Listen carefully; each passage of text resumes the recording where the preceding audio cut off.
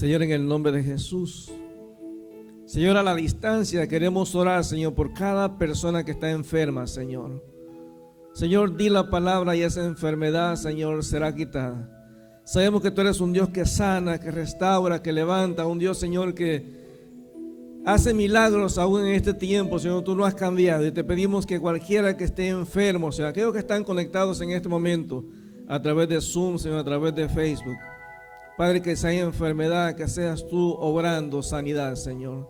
Te pedimos que aquel que está a lo mejor angustiado, Señor, que a lo mejor se siente deprimido, cansado, Señor, sin ánimo de nada, que seas tú fortaleciéndole, Señor. Que tu Espíritu Santo, Señor, le haga sentir tu presencia, Señor. Que Él esté consciente, Señor, de que tú nunca nos has dejado.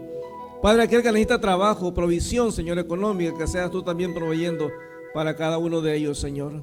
Y que en esta noche, Señor, cuando estudiemos tu palabra, que seas tú el que nos hable, Señor. Que todo lo que hagamos sea para glorificar tu nombre, Señor. Por eso te bendecimos, mi Dios.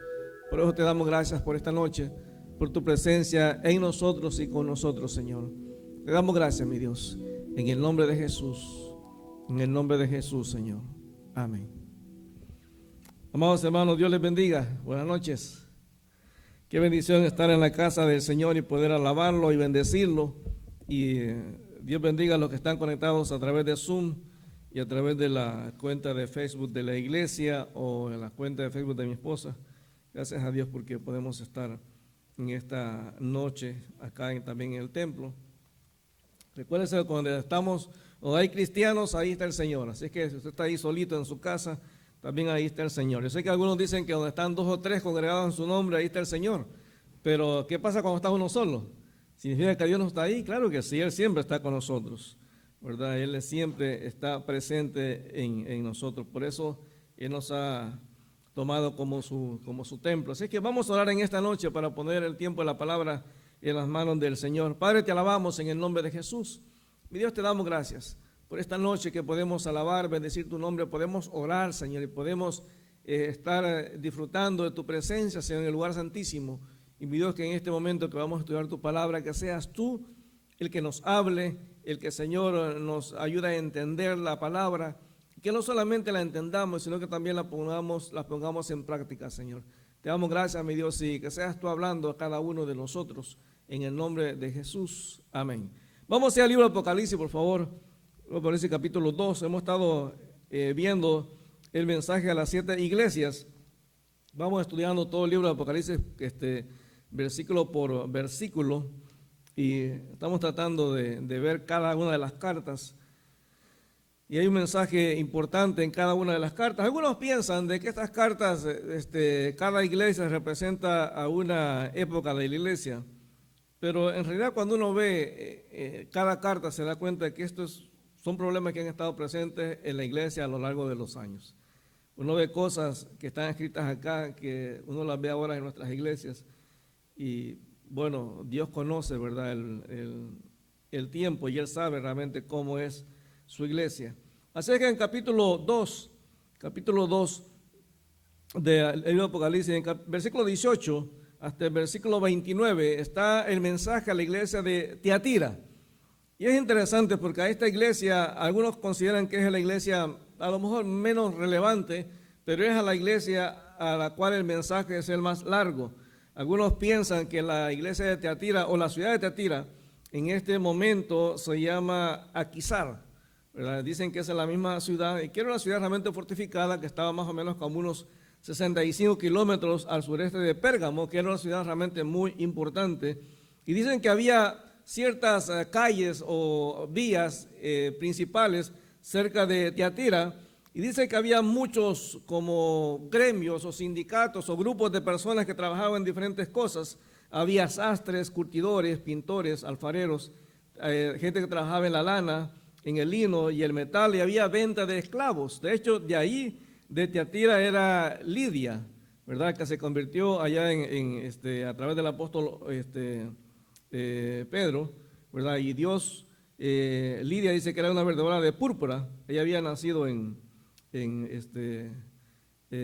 en Tiatira, y dice que Pablo la conoció pues, en un momento que estaban supuestamente orando, ¿verdad?, en un lugar y ahí ella se convirtió. De hecho, algunos dicen, algunos han pensado de una manera, pero no sé de dónde han sacado, que esta Jezabel de que se habla más adelante fue Lidia, pero es una suposición, ¿verdad? Entonces lo único que resalta en cuanto a Tiatira es que era, en cuanto del punto de vista religioso, había una pitonisa ahí, ¿verdad? Una persona que presidía la adivinación y llamada Sambate. Ya esta iglesia es interesante, pero yo cuando leía el mensaje de Tiatira decía, wow, realmente es un mensaje muy, muy fuerte. Cada iglesia Dios la confronta de una manera muy fuerte, pero Tiatira es interesante porque dice en el versículo 18, fíjense la forma en la que Jesús se presenta a esta iglesia. Le dice, y escribe el ángel de la iglesia en Tiatira. Hemos dicho ya anteriormente que generalmente se considera que el ángel de la iglesia es el líder, el responsable de la iglesia, el mensajero de la iglesia, la persona que Dios usa para dar el mensaje en una determinada iglesia, sea pastor o como lo llamen en su congregación. Dice, escribe al ángel de la iglesia en Tiatira, y dice, el Hijo de Dios, el que tiene ojos como llama de fuego y pies semejantes a bronce bruñido, dice esto. Entonces Jesús se presenta a la iglesia de Tiatira como el Hijo de Dios. Es interesante porque algunos piensan que Jesús usa específicamente este nombre para la iglesia de Tiatira, porque a lo mejor aquí habían judíos, y para los judíos era como, y es todavía un escándalo decir que Jesús es el Hijo de Dios, porque ellos lo ven desde el punto de vista humano. ¿Cómo es que Dios pudo tener relaciones sexuales con una mujer? Ellos lo ven así, ¿verdad? Pero entonces Jesús se presenta como el Hijo de Dios, pero es interesante que la iglesia en Tiatira, la cultura en la que ellos vivían, la cultura griega y la cultura romana, para ellos consideraban que César y Apolos, que era uno de los dioses, eran hijos de Dios, de los dioses. Pero aquí Jesús se introduce como el único Hijo de Dios, el único que está por sobre todos aquellos que se llaman dioses. Y dice, con ojos, dice que el que tiene ojos como llama de fuego. Ya esto lo describió el Señor allí, y también dice que tiene pies semejantes al bronce bruñido. En el capítulo 1, ya el Señor lo había presentado, cuando Él se presentó allí en el capítulo 1, versículo 15, desde el versículo 14, dice, su cabeza y sus cabellos eran blancos como blanca lana, como nieve, sus ojos como llamas de fuego, y sus pies semejantes a bronce bruñido, refulgente como en un horno, y su voz como estruendo de muchas aguas. Entonces Jesús está presentando otra vez como se le presentó a Juan. Y dice que es interesante cuando dice ahí que el que tiene ojos como llama de fuego, aquí la idea es que realmente no hay nada, hermano. No hay nada que uno pueda ocultar de Jesús. No hay absolutamente nada. Y es interesante porque esta iglesia, de alguna manera particular, es una iglesia que Jesús le da un montón celebra realmente a la iglesia por todo lo que hace. Pero es interesante que era una iglesia que practicaba cosas que ofendían al Señor, y eso no había manera de verlo a menos que tuviese realmente la capacidad de ver en el corazón de las personas. Así que dice que era con ojos llameantes, indicando que no hay nada que se pueda realmente ocultar del Señor. No hay nada oculto, ¿verdad? No hay nada que uno pueda realmente ver o pueda tratar de ocultar. Todas las cosas que uno pueda hacer, aún en lo más secreto, Dios lo conoce. A mí me recuerda el pasaje de Ezequiel capítulo 8, dice la palabra que Ezequiel, estando en Babilonia como esclavo, dice que el Señor lo lleva en el espíritu a Jerusalén, y Dios le muestra cosas que nadie podía ver. Dice la Biblia que el Señor lleva a Ezequiel en el espíritu y le muestra en el templo lo que la gente está haciendo. Dice que están los ancianos del pueblo adorando a imágenes de reptiles dentro del templo. Pero es algo oculto, está en un salón muy escondido. Dice que hay mujeres que están adorando a Tamuz, que era el dios de la fertilidad, y gente adorando también a otras cosas, dándole la espalda a Dios. O sea, ellos pensaban que nadie los veía, pero Dios se lo muestra al profeta Ezequiel para demostrarnos que no hay nada, no importa lo oculto que nos vayamos. Como decía el Salmo 139, ¿a dónde miré? ¿Verdad? Tu espíritu. Si voy a lo más profundo, ahí está Dios. O sea, no hay nada que uno pueda hacer en lo más secreto que realmente Dios no lo conozca. Entonces, por eso el Señor se presenta aquí como el que tiene los ojos de fuego. Dice que tiene también pies semejantes a bronce bruñido. Entonces, Una de las importantes que cuando habla de los pies del bronce bruñido, si usted va conmigo a Daniel capítulo 10, versículo 6, ahí se describe precisamente a este personaje también en Daniel capítulo 10, versículo 6, que se piensa que es el mismo Señor Jesús. En Daniel capítulo 10, versículo 6, es la misma descripción que se da aquí en este pasaje, o sea que ya era algo conocido de los mismos judíos. Daniel capítulo 10. Desde el versículo 5 dice: y alcé mis ojos y miré, y aquí un varón vestido de lino y ceñido sus lomos de oro de Ufaz. Su cuerpo era como de berilo, y su rostro parecía un relámpago, y sus ojos como antorchas de fuego, y sus brazos y sus pies como de color de bronce bruñido, y el sonido de sus palabras como el estruendo de una multitud. Una descripción exactamente lo mismo que describe acá. Y eso, fíjate que es interesante cuando habla de esta mirada llena de fuego, esa llena de llamas de fuego. Una de las cosas que uno puede entender es que el fuego representa el juicio. Es decir, Jesús ve todo aquello que está en lo oculto de nuestra vida, y para el Señor realmente lo ve las cosas tal como son. Lo que es pecado, Dios lo ve como pecado, y lo que es bueno, lo ve como bueno. Nosotros, lastimosamente, tenemos muchas veces conceptos, y a lo largo de los años la iglesia ha ido adaptando muchas veces ciertas cosas que antes nosotros como iglesia consideramos pecado. Ahora empezamos a verlas como que fuera algo normal, pero delante de los ojos de Dios, ese fuego significa la ira de Dios contra el pecado, y también señala esa mirada de que quita cualquier obstáculo, cualquier máscara que la gente se quiera poner. Dice la palabra allí en Lucas capítulo 12, mire lo que dice Lucas capítulo 12, que no hay absolutamente nada que nosotros como personas podamos hacer en lo más oculto. Todo está presente delante de Dios. No hay nada que nosotros podamos hacer hasta uno más secreto, que podamos pensar que nadie se da cuenta. Dios lo conoce. En Lucas capítulo 12, en el versículo 1 hasta el versículo 3, dice: en esto, juntándose por millares la multitud, tanto que unos a otros se atropellaban, comenzó a decir a sus discípulos: primeramente, guardaos de la levadura de los fariseos, que es la hipocresía, pues nada hay encubierto que no haya de descubrirse, ni oculto que no haya de saberse. Por tanto, todo lo que habéis dicho en tinieblas, a la luz se oirá, y lo que habéis hablado al oído en los aposentos, se proclamará en las azoteas. Es decir, no hay nada, hermano, que nosotros podamos a lo mejor pensar que el Señor no conoce. Ese fue uno de los errores que el pueblo judío en un momento cometió, que pensó que Dios no sabía realmente lo que ellos estaban haciendo. Entonces, todas las cosas que nosotros como iglesia podamos estar haciendo, según nuestro concepto, cosas buenas, Dios realmente sabe cuál es la intención realmente en nuestro corazón. Porque en el versículo 19 le dice: yo conozco tus obras. Y le empieza a mencionar varias cosas que Dios ve como buenas realmente en la iglesia. Yo conozco tus obras. Todo lo que la iglesia hacía, los ministerios, el trabajo evangelístico, el trabajo de servir a la gente que a lo mejor tenía necesidad.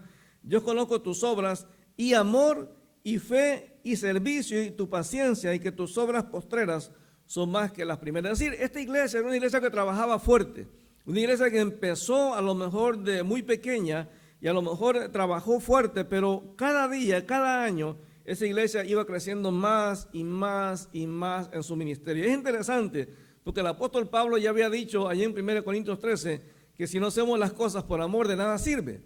Pero aquí el Señor le celebra a esta iglesia porque le dice: yo conozco tus obras y tu amor. O sea, la gente de la iglesia hacía las cosas porque realmente tenía amor, tenía pasión por lo que estaba haciendo, y lo hacía motivado por la fe que tenían en Jesús.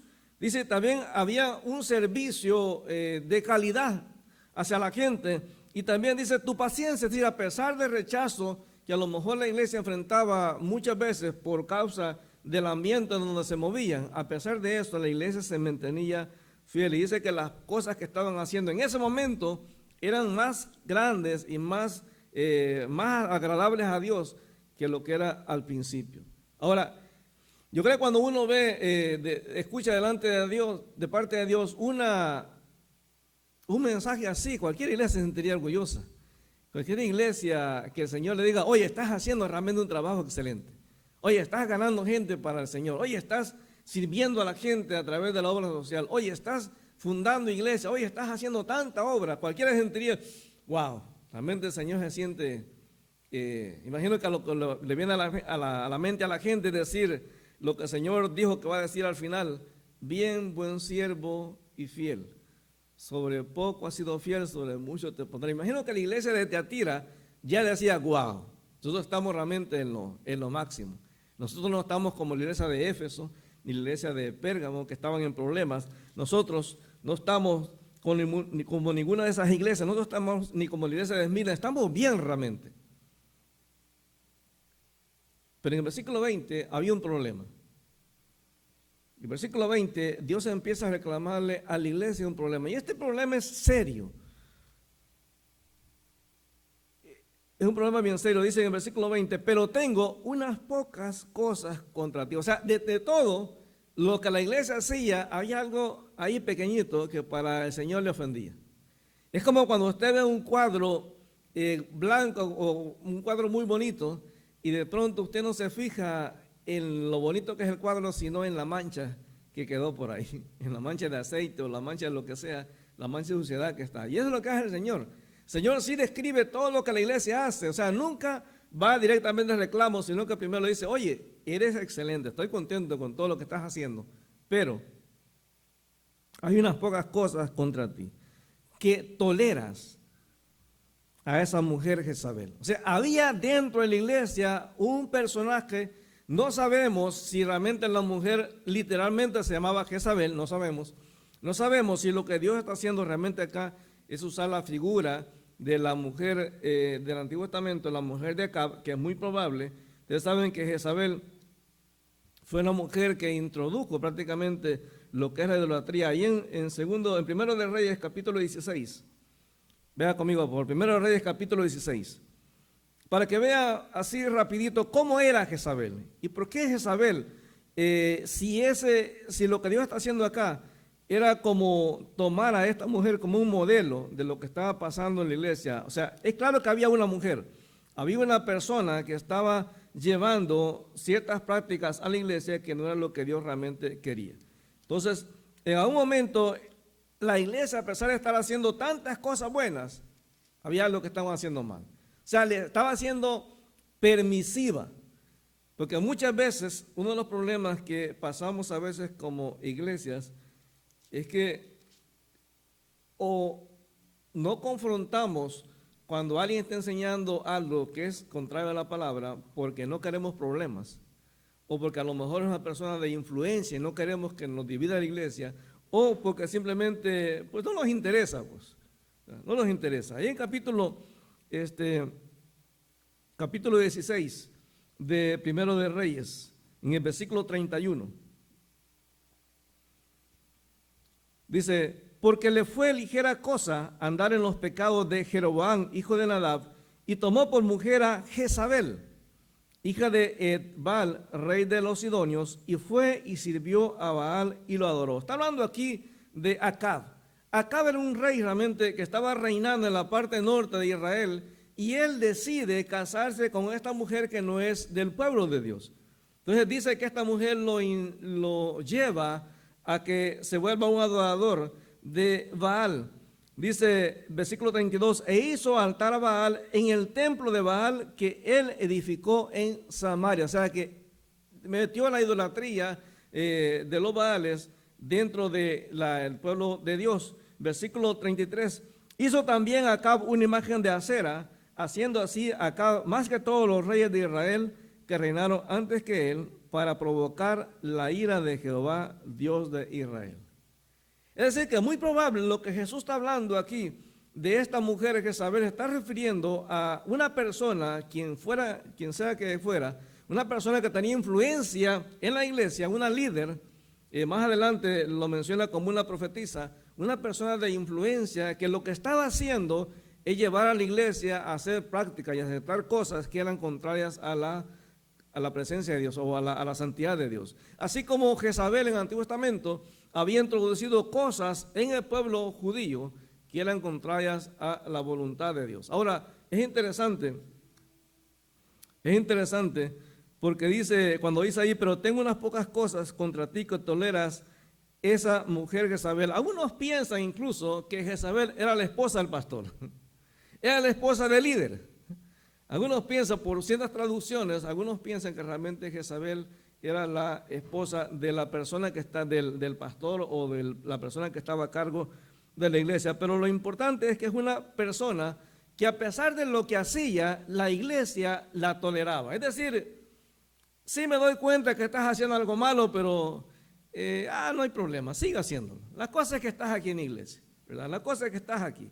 Dice el versículo 20, pero tengo unas pocas cosas contra ti que toleras que esa mujer Jezabel, que se dice profetiza, no es profeta, ella dice que es profetiza. O sea, ya aquí vemos a una persona que está poniéndose en un ministerio porque ella piensa que tiene ese ministerio. O sea, no es que Dios la está diciendo que es profetisa, no, ella piensa, dice que enseñe, o sea, que era una maestra. Ella enseñaba en la iglesia, daba la enseñanza a la iglesia, dice que enseñe y seduzca a mis siervos a fornicar. O sea, estamos hablando aquí de una mujer que es profetisa, según ella, una persona que es maestra, es una persona que le está enseñando a verdaderos hijos de Dios a fornicar. Puede ser que la fornicación acá tiene que ver con la idolatría, porque la idolatría también se considera como una fornicación en lo espiritual, pero dice también a comer cosas sacrificadas a los ídolos, que era algo que era prohibido para los cristianos. Recuérdense que allá en Hechos capítulo 15, cuando estableció el primer concilio de la iglesia, los apóstoles establecieron que una de las cosas que no podían hacer los nuevos convertidos, no judíos, a comer cosas dedicadas a los ídolos. O sea, lo que había sido establecido. Entonces, pero a ella le importaba poco. Ella enseñaba a la gente, mira, no es tan malo. No es tan malo. De todas maneras estamos haciendo, si pesamos en la balanza, ya estamos haciendo cosas por amor, en fe, estamos haciendo grandes cosas para Dios, estamos haciendo un trabajo enorme para Dios. Entonces, si hacemos algunas cosas malas, pues mira, no es tan malo realmente. Y ese es uno de los problemas que a veces tenemos, que pensamos que las cosas buenas que hacemos nos dan libertad para hacer cosas que sabemos que son malas. Y entonces el Señor confronta a esta mujer, diciéndole que realmente ella estaba haciendo cosas, llevando a los siervos de Dios, a la iglesia, no sabemos a cuánta gente, a que hagan cosas, a que forniquen. Otra vez puede ser fornicación desde el punto de vista físico. Recuérdense que en esta ciudad específicamente la gente que trabajaba en los diferentes grupos de trabajo tenían la obligación de participar en el comer la carne dedicada a los ídolos y también participar en las orgías que hacían en los templos.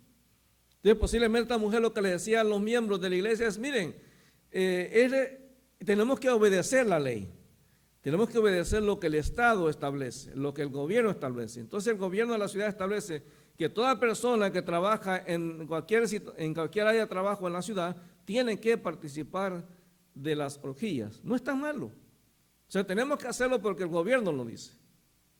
Entonces, de alguna manera, ella convenció a la iglesia que no era tan malo hacerlo. En el versículo 21 dice, y le he dado tiempo para que se arrepienta. Es decir, que esta mujer hacía todo este tipo de cosas a pesar de que de alguna manera Dios le había dicho que lo que estaba haciendo era pecado. Y le había dado tiempo. Aquí la idea es que Dios le ha estado mandando mensajes de una y otra manera. Posiblemente el liderazgo de la iglesia la había confrontado. Ustedes saben que a veces en nuestra iglesia hay gente que tiene carácter muy fuerte. Y aunque tú lo confrontes como pastor o como líder, ellas deciden hacer lo que les da la gana. Piensa que son los dueños de la iglesia y deciden hacer las cosas como ellos quieren. Entonces, lo interesante es que la iglesia toleraba eso. Lo interesante es que la iglesia de alguna manera se daba cuenta lo que estaba pasando ahí.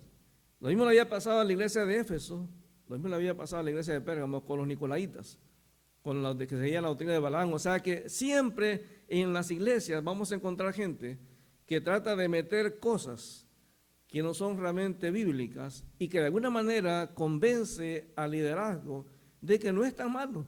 Y hay que tener mucho cuidado. Fíjense que Dios aquí le dice a esta mujer de una manera específica, le ha dado tiempo para que se arrepienta. O sea que Dios en su bondad, en su misericordia, muchas veces cuando nosotros pecamos, Él nos da el tiempo, pero para que nos arrepintamos. Dice la Biblia que Dios es lento para la ira y grande en misericordia. Y hay momentos en los que Dios, hay por lo menos dos casos, uno en el Antiguo Testamento y otro en el Nuevo, donde Dios de una manera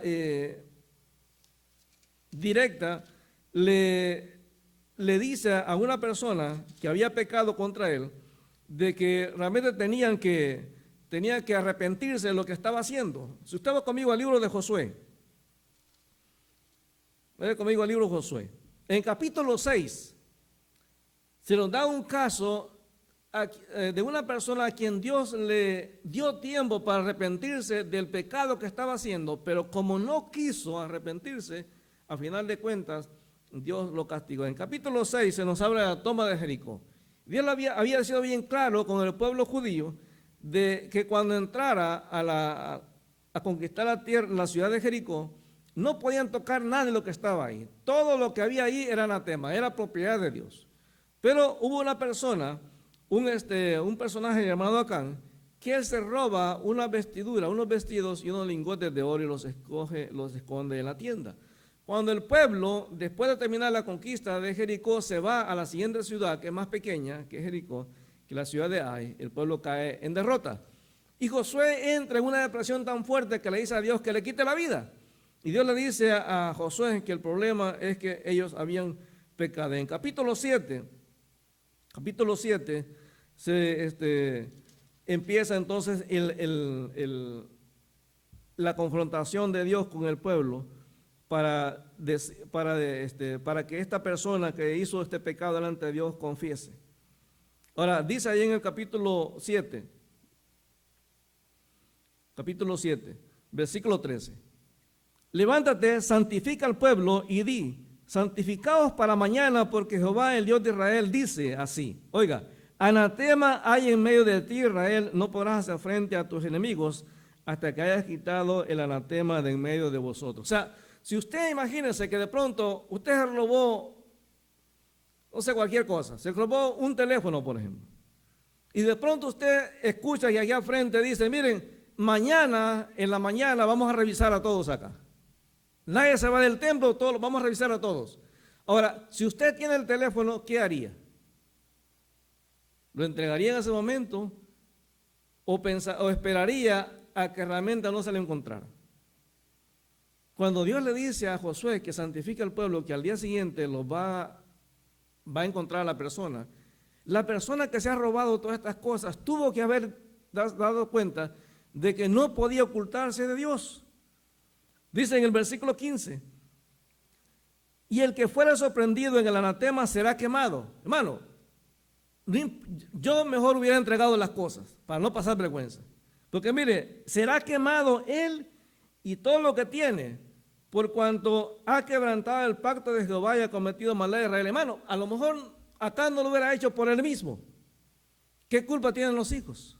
Porque también los iban a quemar. También a todas las cosas que tenían, los animales, todo. La mujer y todo. Josué, pues, levantándose mañana, hizo acercar a Israel por sus tribus y fue tomada la tribu de Judá. Ahora, imagínense, ya en este momento que escogen a una tribu y usted está dentro de esa tribu y sabe que usted es el que se robó las cosas, usted ya sabe para que no se va a ocultar, que en algún momento lo van a descubrir. Y dice, versículo 17, y haciendo acercar a la tribu de Judá, fue tomada la familia de los de Sera. Se va acercando más, se va haciendo más chiquito el círculo. Y haciendo luego acercar a la familia de los de Sera por los varones, fue tomado Zabdi, más chiquito el círculo. Hizo acercar su casa por los varones y fue tomada Acán, hijo de Camre. Ya no hay excusa. Se acabaron, ya no se puede ocultar. Entonces, versículo 19, entonces Josué dijo a Acán, hijo mío, da gloria a Jehová, el Dios de Israel, y dale alabanza, y declárame ahora lo que has hecho. No me lo incluyas. Ya no hay chance, hermano. Tuvo todo el día anterior y todo este proceso para levantar la mano y decir, yo fui. O sea, Dios le dio tiempo para que se arrepintiera y confesara su pecado. Y acá respondió, versículo 20, a Josué diciendo, verdaderamente yo he pecado contra Jehová, el Dios de Israel, y así he hecho. Ahora confiesa el pecado. Hermano, nadie es culpable hasta que lo descubren. Nadie es culpable hasta que lo descubren. Y en el versículo 21 él cuenta, y el versículo 22 cuenta todo lo que está pasando ahí. Entonces el versículo 24, entonces Josué y todo Israel con él tomaron a Acán, hijo de Zera, el dinero y el manto, el lingote de oro, sus hijos, sus hijas, sus bueyes, sus asnos, sus ovejas, su tienda y todo cuanto tenía, lo llevaron todo al valle de Acor. Y le dijo Josué, ¿por qué nos has turbado? Túrbete Jehová en este día. Y todos los israelitas, oiga, los apedrearon y los quemaron después de apedrearlos. Si Acán se hubiera arrepentido en el momento que Dios los confrontó, hermano, esto no hubiera pasado. Lo mismo pasa en Hechos capítulo 5 con Ananías y Zafira. Cuando Pedro le pregunta, ¿vendieron en tanto la propiedad? Y ellos, sí. Bueno, cuando una persona peca, Dios es misericordioso y nos da tiempo para arrepentirnos. Cuando no lo hacemos, el único resultado de esa obstinación es el castigo de Dios. Y a veces hay gente que todavía le sigue echando las culpas a Dios cuando viene el castigo porque se niegan a reconocer que Dios es bueno y misericordioso y le da tiempo para que se arrepienta.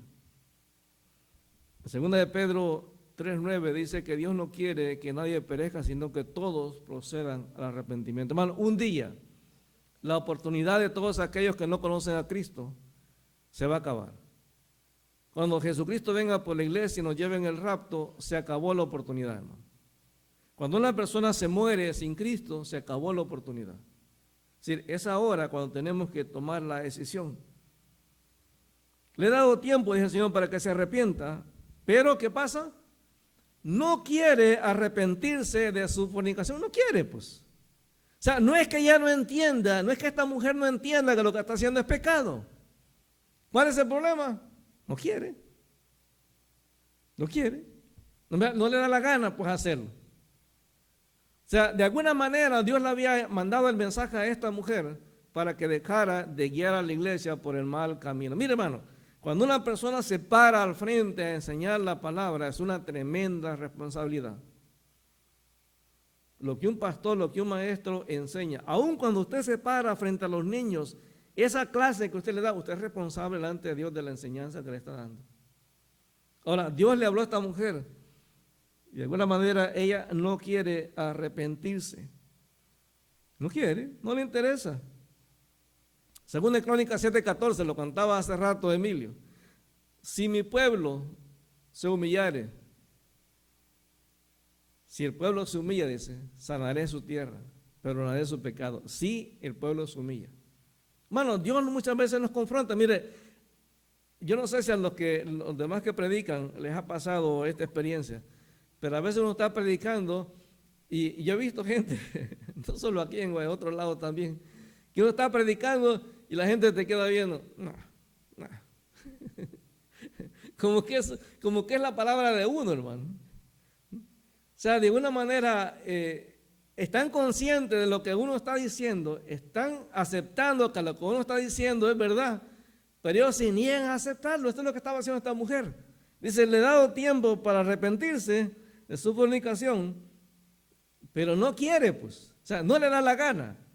Ahora, ¿cómo una persona así puede echar la culpa a Dios? En Isaías capítulo 1, versículo 18, Isaías 1, 18, dice, venid, dice Jehová, y estemos a cuenta. Si vuestros pecados fueren como la grana, como la nieve, serán emblanquecidos. Si quisieren, dice, serán perdonados. O sea, Dios nos da el tiempo para para poder realmente hacer un cambio en nuestra vida, pero cuando uno insiste en hacer las cosas, hermano, lo único que viene en nuestra vida va a ser la consecuencia, el castigo de parte de Dios. En el versículo 22, mire lo que va a hacer el Señor, lo que le está diciendo al ángel de la iglesia, lo que va a hacer el Señor. O sea, Dios no le está pidiendo permiso a nadie, hermano, es su decisión de hacer el juicio. He aquí dice, yo las arrojo en la cama y en gran tribulación a los que con ella adulteran. Muchos traducen acá en esta frase que he aquí yo la arrojo en cama, hablan como una cama de dolor, una cama de sufrimiento. Posiblemente dicen que Dios le va a dar una enfermedad a esta mujer que la va a hacer caer en cama, donde se va a ir consumiendo poco a poco. Una cama de sufrimiento, traducen algunas traducciones de la Biblia. Entonces, es como una cama donde la persona va a caer enferma de alguna enfermedad por causa de su pecado. Y eso no es algo solamente para esta mujer. Dice la Biblia ahí en 1 Corintios 11, que cuando una persona toma la cena indignamente, dice la Biblia que muchos duermen. Es decir, que algunos Dios los mataba dentro del culto o Dios les mandaba una enfermedad. Yo le aseguro que si en nuestras iglesias, cuando uno celebra la cena del Señor, pasara ese tipo de cosas, uno lo pensara 2 veces en seguir viviendo de la misma manera. Entonces, esta mujer, Dios le da, le anuncia de una vez, dice, aquí yo la arrojo en cama. Y dice, mira la advertencia a las personas que lo siguen, porque hermano, el pecado con Dios y la consecuencia son individuales, es personal. He aquí, yo la arrojo a ella en cama, para que sufra su castigo, y en gran tribulación a los que con ella adulteran. O sea, ella es la culpable de lo que está pasando en la iglesia, pero aquellos que la siguen son igual culpables de las decisiones que han tomado. O sea, nadie puede decir, porque yo estoy haciendo tal cosa porque así me enseñaron. No, hermano. Cada uno de nosotros somos responsables delante de Dios de lo que estamos haciendo. Dice, y en gran tribulación a los que con ella adulteran, si no se arrepienten de las obras de ella. Si no hay excusa. Y a sus hijos heriré de muerte. O sea, que aún el pecado de esta gente va a afectar a sus hijos. Hermano, cuando nosotros como padres andamos mal en las cosas de Dios, eso muchas veces repercute en los hijos. Muchas veces los hijos no quieren nada con las cosas de Dios porque cuando nosotros hemos dado un mal ejemplo. Y bien lo que dice el versículo 23 al final. Y todas las iglesias sabrán que yo soy el que escudriña la mente y el corazón. Según los estudiosos, dice las entrañas y el hígado. Y os daré a cada uno según vuestras obras. O sea que Dios dice, miren, no es solamente la iglesia de Teatira, no, todas las iglesias deben darse cuenta que no hay nada que las iglesias hagan que yo no conozca. Es decir, todos podemos aparentar estar haciendo bien las cosas, pero al final de cuentas, quien sabe lo que realmente estamos haciendo es Dios. Fíjense que es interesante, pero solamente a esta iglesia Dios le da el mensaje de que lo que les va a pasar a ellos, les va a pasar a todas las congregaciones. Vea lo que dice otra vez, versículo 23. Y a sus hijos heriré de muerte, y todas las iglesias sabrán que yo soy el que escudriña la mente y el corazón, y daré a cada uno según vuestras obras. O sea, esta iglesia iba a ser como el modelo, como que los demás iban a decir, oye, si Dios le hizo eso a la Teatira, ¿qué nos iba a hacer a nosotros?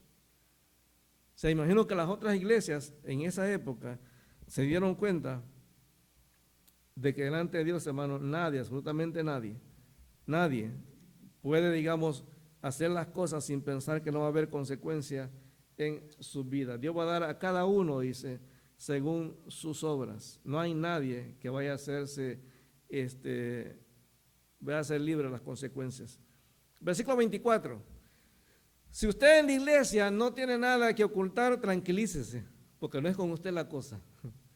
Dice, pero a los demás, dice, a vosotros y a los demás que están en Teatira, a cuantos no tienen esa doctrina y no han conocido lo que ellos llaman las profundidades de Satanás, yo les digo, no les impondré otra carga. Si para ti no es el mensaje, tranquilízate, no te va a caer el castigo. Hermano, No es a la iglesia completa que Dios castiga. Castiga a los que han pecado. Muchas veces uno ve las consecuencias en toda la congregación. Pero realmente delante de Dios, cada persona de una manera personal va a tener que entregar cuentas a Dios y cada uno vamos a tener que recibir lo que realmente merece nuestras obras. Versículo 25, pero lo que tienes, reténlo hasta que yo venga. Es decir, no cambies, no cambies. Ahorita estás muy bien, estás haciendo las cosas como Dios quiere, no cambies, reténlo hasta que yo venga. Dice el versículo 26, al que venciere y guardare mis obras hasta el fin, yo le daré autoridad sobre las naciones. Así que un día, dicen los estudiosos, el Señor nos dará la misma autoridad que le fue dada de parte del Padre a él. En Mateo 28, 18 Jesús dijo, toda la autoridad me es dada en el cielo y en la tierra. Entonces, el Señor dijo ahí en Lucas capítulo 22 y otros pasajes que un día reinaremos con Él. Dice ahí en Efesios capítulo 2 que nosotros ya estamos sentados en lugares celestiales con Cristo. O sea, un día vamos a reinar con Él. Dice el versículo 27, y las regirá con vara de hierro y serán quebrantadas como vaso de alfarero, como yo también la he recibido de mi Padre. Mucha gente pelea ahora por autoridad, por poder. Dije, Señor, que la única manera de tener autoridad de parte de Dios es cuando nos mantenemos fieles a Él y nos sometemos a su palabra. Dice, y le daré la estrella de la mañana, que muchos piensan que es una referencia que vamos a mantener una relación íntima, personal con Cristo. Él se define o se presenta como la estrella de la mañana en algunos pasajes. Dice el versículo 29, el que tiene oído, oiga lo que el Espíritu dice a las iglesias. El mensaje a la iglesia de Tiatira sigue siendo tan actual como lo fue en esa época. A veces como iglesia perdemos la noción de que lo que estamos en el liderazgo tenemos que tener las antenas preparadas para cuando alguien viene con una enseñanza que no es bíblica, hay que saber pararlo, hermano. En nuestras iglesias muchas veces llega gente que uno no sabe de dónde viene. Hay que tener mucho, mucho cuidado.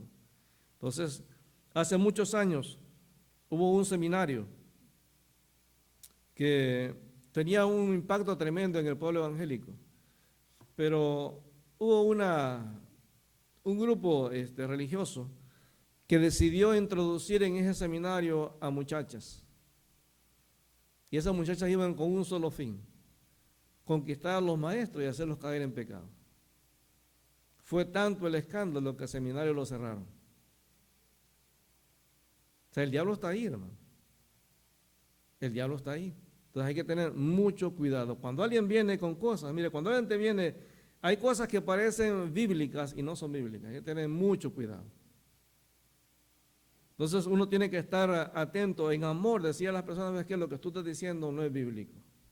Cuando la gente te viene a decir cosas, cuando la gente dice, yo he escuchado gente que dice, no, pero es que sí, está bien la Biblia, pero también hay otros libros que tienen la misma autoridad. No, esta es la única norma de conducta para nosotros. No hay otro, hermano. Libros escritos de ningún autor, nada, la Biblia, hermano.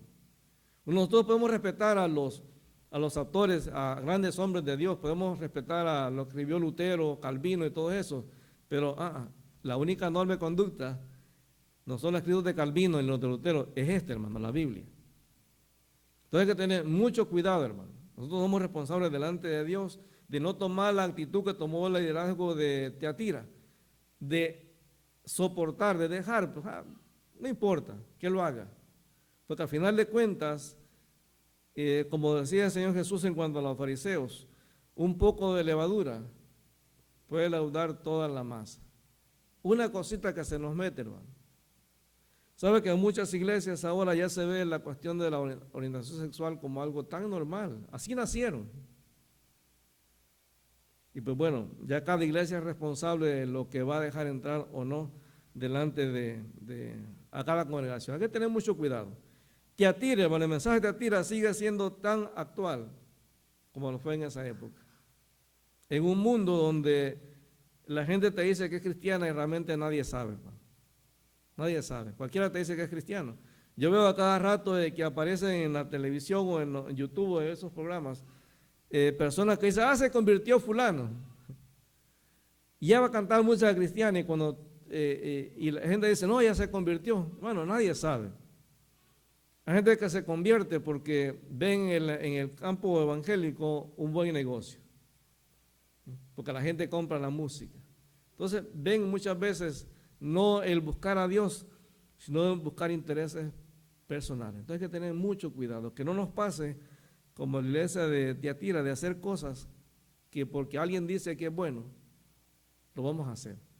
A veces uno ve a nuestro pueblo pecando de aceptar cosas que uno dice, pero ¿cómo el pueblo puede aceptar cosas así?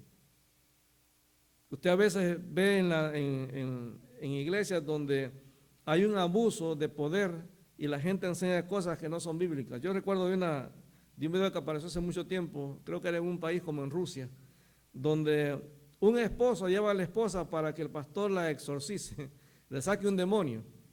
Y entonces, lo chocante no es eso, porque está bien, hermano, existen los endemoniados, sino que el pastor se acerca a la mujer y le da una cachetada, hermano, que la mujer casi se cae de la cachetada. Y el esposo le dice, parece que no se le ha salido todavía el demonio. Entonces el pastor viene y le da otro. Y la agarra a cachetadas, hermano, porque él está enseñando de que la manera que el demonio sale es a través de cachetadas y le da una paliza frente, ahí está la cámara, filmando a la mujer. Y la mujer pues gritando no porque le están saliendo demonios, no por los golpes. Ahora, ¿cómo una persona puede aceptar eso, hermano? Si eso no está acá. Después apareció otro en otra iglesia, donde en una campaña el pastor, el supuesto pastor dice, Dios me ha dado a mí el don de fertilidad. Entonces, toda la mujer a quien yo le pegue va a ser fértil a partir de ahora. Entonces, él se quita la camisa, se queda sin camisa. Y las mujeres haciendo fila, peleándose, como que están repartiendo oro. Las mujeres pasando en fila y él dándoles con la camisa en la espalda, y ellas felices porque dice, ahora voy a ser fértil. Y digo, pero Señor, ¿por qué la gente cree eso? ¿Se acuerdan de ese video allá en África donde la gente salió a comer pasto porque el pastor les dijo que eso era correcto? Bueno, ¿cómo las personas? Entonces se da cuenta, ya en la iglesia de Tiatira pasan ese tipo de cosas. No es nuevo. No es nuevo. Hay que tener mucho cuidado, hermano, que no caigamos nosotros como cristianos en esta época en hacer cosas que no son bíblicas. Aferremos a la palabra, hermano. Yo siempre lo digo y lo repito, hermano, los pastores nos equivocamos. Vaya a la Biblia. Si la Biblia lo dice, hagámoslo. Si no lo dice, no lo hagamos. No lo hagamos. Entonces, que el mensaje de Tiatira nos ayude a estarnos alertas y a tener cuidado de cuando usted escuche que está enseñando algo que es equivocado, párelo, confróntelo. Porque es mejor sentar a alguien que dejar que esa persona contamine a los demás. Y que vamos a orar. Padre, te alabamos en el nombre de Jesús. Te damos gracias, Señor, por esta noche. Te pedimos que nos ayudes a ser sabios, Señor. Que este llamado a la iglesia de Tiatira, Señor, entendamos que es un mensaje actual. Que no nos hagamos de oídos sordos, Señor, que cuando veamos o escuchemos que alguien está enseñando algo que no es conforme a tu palabra, que podamos, Señor, ser sabios y poder confrontar y parar eso, Señor. Porque muchas veces una pequeña enseñanza mal dada, Señor, y no esté basada en tu palabra, puede destruir, Señor, a un cristiano. Puede destruir una congregación, Señor. Y quiero pedirte, Padre, por cada pastor, Señor, porque, Padre, reconocemos que somos humanos y que muchas veces por diferentes situaciones se nos olvida depender de ti, Señor. Y se nos olvida que la enseñanza siempre tiene que venir a través de tu palabra, Señor, y siendo guiada por tu Espíritu Santo. Padre, ayúdanos a enseñar tal cual está la palabra, Señor. Ayúdanos a ser fieles, Señor, y a ser personas responsables delante de ti, Señor. Te damos gracias en el nombre de Jesús. por esta noche, Señor. Gracias por ese mensaje a la iglesia de Teatira. Gracias porque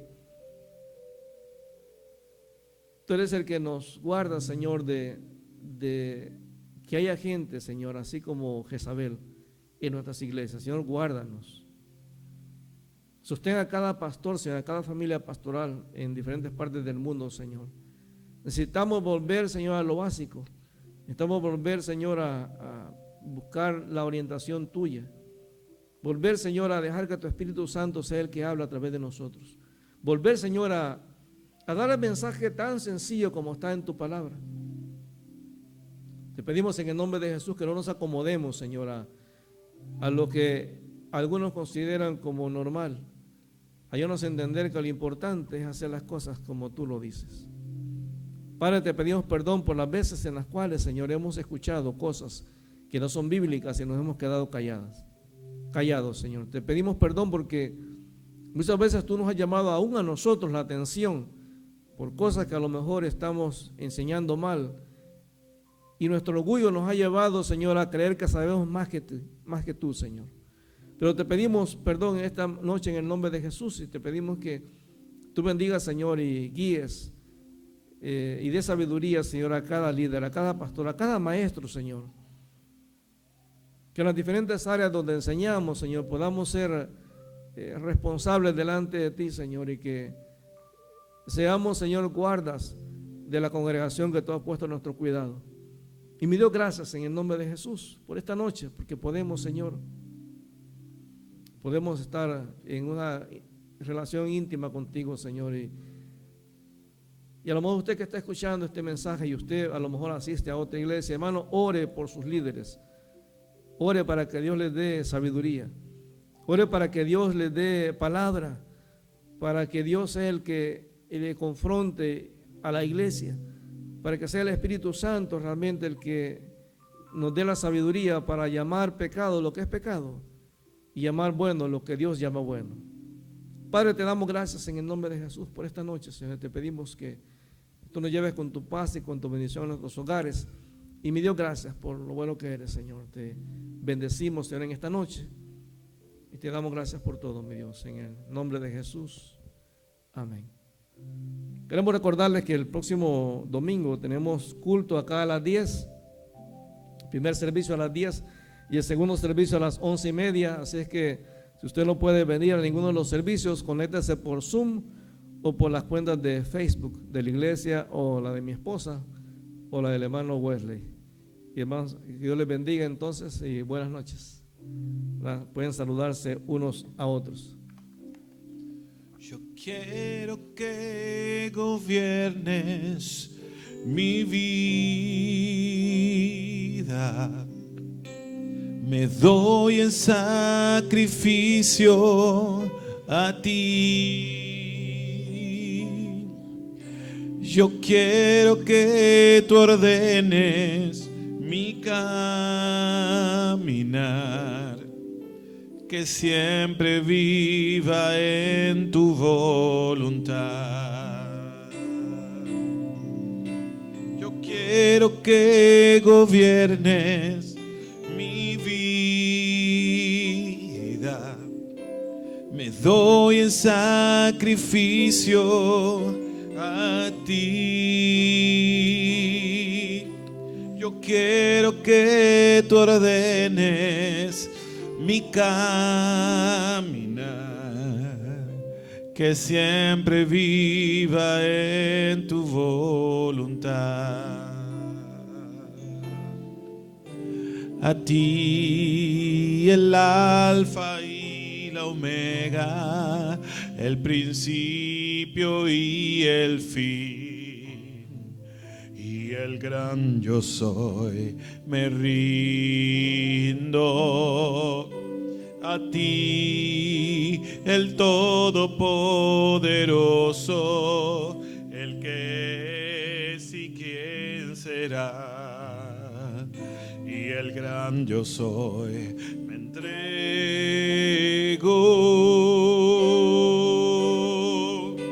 Yo quiero que gobiernes mi vida. Me doy en sacrificio a ti. Yo quiero que tú ordenes mi caminar, que siempre viva en tu voluntad, que siempre viva en tu voluntad, que siempre viva en tu voluntad.